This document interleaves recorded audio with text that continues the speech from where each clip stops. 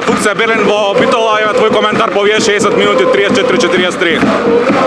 Pa dobro, moram da kažem da Fukse Berlin ove sezone igra stvarno na visokom nivou i tako da i u Njemačkoj igramo svaku utakmicu do pobjede, imamo samo jedan poraz za sad, tako da nije me čudila ova današnja pobjeda, ali stvarno moram da čestitam ekipi Pelister na korektnoj borbi i želim u nastavku puno im sreće. Deneska prestignavte, utre zamenjujete, imate nadprevar srednjo den, koliko je naporno dva tempo za Fukse Berlin?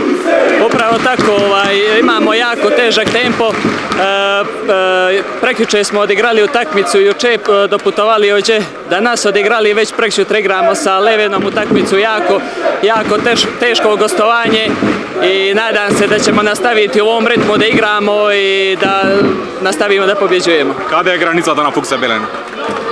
Pa imamo jako visoke ciljeve za ovu sezonu i samo se nadam da nas neće osporiti neke eventualne povrede, ali jako visoko ciljeve smo postavili za ovu sezonu.